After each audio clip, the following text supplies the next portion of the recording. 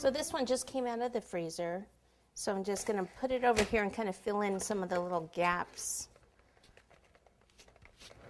I actually transported this one. It got a little messed up on the way here, so just need to kind of fix it. Right here, see where it kind of got dented there at the base? It went in, so see how it goes in? I need to make sure that I have a nice straight line there.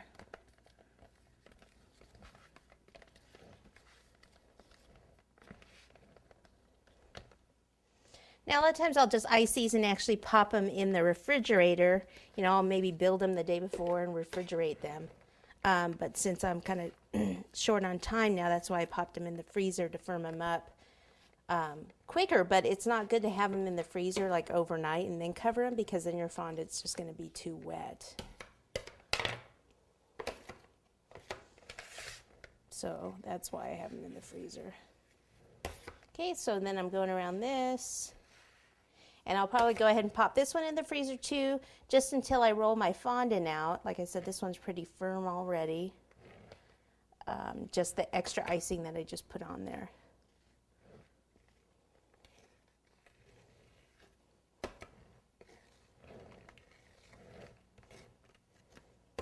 Okay, so we'll go into the freezer. Look at that little thing sticking up. There we go.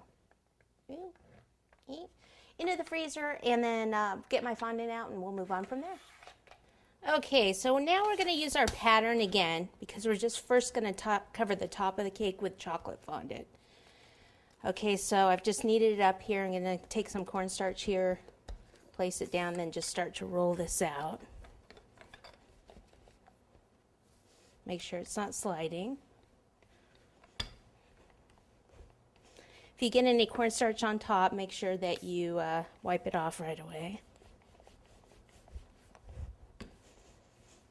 And it really doesn't need to be too thick. Just a thin layer. We're actually going to line the top with all the chocolates.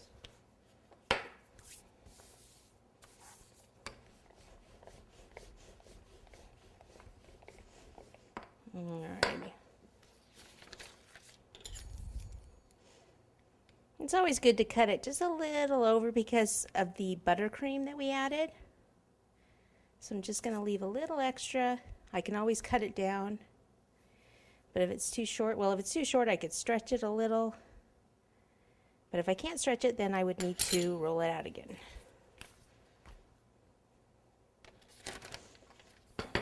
Okay. All right, so I'm just going to pick this up.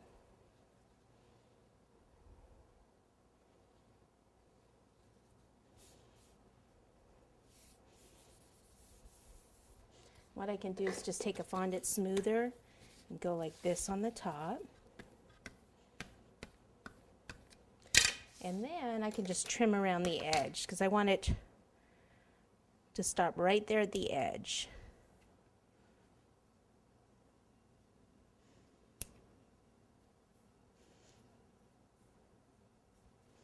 Now, I was kind of undecided whether I was going to do a red box or chocolate one. I decided on chocolate kind of last minute. So if I were gonna do this cake again, I would actually cover it with chocolate buttercream, since this is a chocolate flavored fondant. So just kind of keep that in mind. Like I said, originally I was thinking about going with a red box, but I changed my mind.